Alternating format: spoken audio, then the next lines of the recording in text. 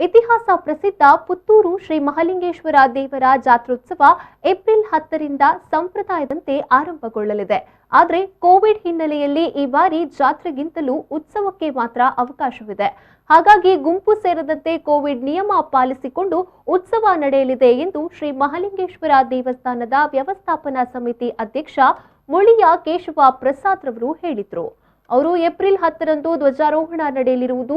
ಧ್ವಜಸ್ತಂಭಕ್ಕೆ ನೀಡುವ ಹೊರೆ ಕಾಣಿಕೆಯನ್ನ ಸಮರ್ಪಿಸುವವರು ದೇವಳದ ಒಳಗೆ 8 ಗಂಟೆಯ ಒಳಗಾಗಿ ನೀಡಬೇಕಾಗಿ ವಿನಂತಿಯನ್ನ ಮಾಡಿದ್ರು.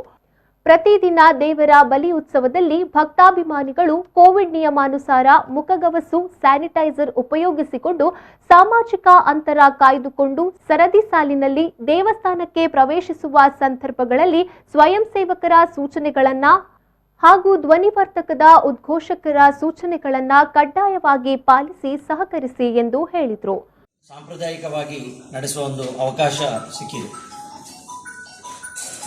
ಈ ಸಾಂಪ್ರದಾಯಿಕವಾಗಿ ನಡೆಸುವ ಅವಕಾಶವನ್ನು ಯಾವ ರೀತಿ ನಾವು ಮಹಾಜನತೆ ಸೇರಿಕೊಂಡು ಮಾಡಬೇಕು ಅಂತ ಹೇಳೋದ್ರ ಬಗ್ಗೆ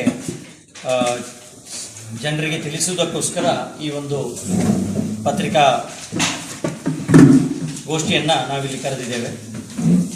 ಜನರ ಮುತುವರ್ಜಿಯ ಭಾಗವಹಿಸುವಿಕೆ ಇಲ್ಲಿ ಬಹಳ ಇಂಪಾರ್ಟೆಂಟ್ ಆಗ್ತದೆ, ಬಹಳ ಮುಖ್ಯ ಆಗ್ತದೆ. ಯಾಕೆಂತ ಹೇಳಿದರೆ ಎಂದಿನ ಪ್ರತಿ ವರ್ಷದಂತೆ ಗುಂಪಾಗಿ ಒಟ್ಟಾಗಿ ಒಂದು ದೊಡ್ಡ ಸಭೆ ಸೇರಿ ಆಚರಿಸಲಿಕ್ಕೆ ನಮಗೀಗ ಅವಕಾಶ ಇರುವುದಿಲ್ಲ. ನಾವೊಂದು ನಿಯಮಾನುಸಾರ ಹೋಗಬೇಕಾಗ್ತದೆ. ಸಾಮಾಜಿಕ ಅಂತರವನ್ನು ಕಾಪಾಡಿಕೊಳ್ಬೇಕಾಗ್ತದೆ.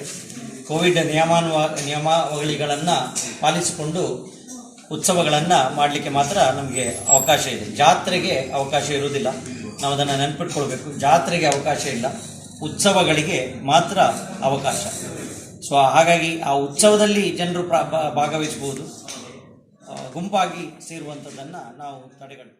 ಬ್ರಹ್ಮರಥೋತ್ಸವದ ಸಮಯದಲ್ಲಿ ಬ್ಯಾರಿಕೇಡ್ ಮತ್ತು ಲೈಟ್ ಕಂಬದ ಮಧ್ಯದ ಬಫರ್ ಝೋನ್ಗೆ ಯಾರಿಗೂ ಪ್ರವೇಶವಿರುವುದಿಲ್ಲ.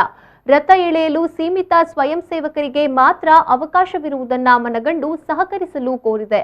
ಈ ನಿಯಮವನ್ನ ಕಡ್ಡಾಯವಾಗಿ ಪಾಲಿಸಿ ಸರ್ಕಾರದ ಸೂಚನೆಯನ್ನ ಗೌರವಿಸಬೇಕಾಗಿ ವಿನಂತಿಸುತ್ತೇನೆ ಎಂದು ಹೇಳಿದರು.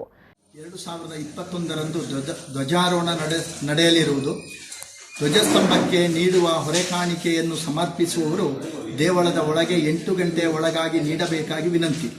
ಪ್ರತಿದಿನ ದೇವರ ಬಲಿ ಉತ್ಸವದಲ್ಲಿ ಭಕ್ತಾಭಿಮಾನಿಗಳು ಕೋವಿಡ್ ನಿಯಮಾನುಸಾರ ಮುಖಗವಸನ್ನು, ಸ್ಯಾನಿಟೈಸರ್ ಉಪಯೋಗಿಸಿಕೊಂಡು ಸಾಮಾಜಿಕ ಅಂತರ ಕಾಯ್ದುಕೊಂಡು ಸರತಿ ಸಾಲಿನಲ್ಲಿ ದೇವಳಕ್ಕೆ ಪ್ರವೇಶಿಸುವ ಸಂದರ್ಭದಲ್ಲಿ ಸ್ವಯಂ ಸೇವಕರ ಸೂಚನೆಗಳನ್ನು ಹಾಗೂ ಧ್ವನಿವರ್ಧಕದ ಉದ್ಘೋಷಕರ ಸೂಚನೆಯನ್ನು ಕಡ್ಡಾಯವಾಗಿ ಪಾಲಿಸಿ ಸಹಕರಿಸಬೇಕಾಗಿ ವಿನಂತಿ.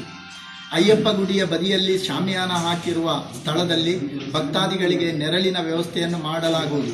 ಅಲ್ಲಿಂದ ಸರತಿ ಸಾಲಿನಲ್ಲಿ ದೇವರ ದರ್ಶನಕ್ಕೆ ಅನುವು ಮಾಡಿಕೊಡಲಾಗುವುದು. ಸಂಜೆ ದೇವರ ಬಲಿ ಹೊರಟು ಪೇಟೆ ಸವಾರಿ ಸಂದರ್ಭದಲ್ಲಿಯೂ ದೇವರೊಂದಿಗೆ ನಿಯಮಾನುಸಾರ ನಿಗದಿತ ಸ್ವಯಂ ಸೇವಕರು ದೇವರ ಧ್ವಜ, ಪತಾಕೆ, ದೀವಟಿಗೆ, ಗ್ಯಾಸ್ ಲೈಟ್ ಹಾಗೂ ವ್ಯವಸ್ಥಾಪನಾ ಸಮಿತಿ ಪರಿವಾರ ಹೊರತುಪಡಿಸಿ ಇತರರಿಗೆ ಅವಕಾಶವಿರುವುದಿಲ್ಲ. ಇನ್ನು ಸುದ್ದಿಗೋಷ್ಠಿಯಲ್ಲಿ ಶ್ರೀ ಮಹಾಲಿಂಗೇಶ್ವರ ದೇವಸ್ಥಾನದ ವ್ಯವಸ್ಥಾಪನಾ ಸಮಿತಿ ಸದಸ್ಯರಾದ ಶೇಖರ್ ನಾರಾವಿ, ಬಿ ಐತಪ್ಪ ನಾಯ್ಕ್, ರವೀಂದ್ರನಾಥ್ ರೈ ಬಳ್ಳಮಜಲು, ರಾಮಚಂದ್ರ ಕಾಮತ್, ರಾಮದಾಸ್ ಗೌಡ ಉಪಸ್ಥಿತರಿದ್ದರು.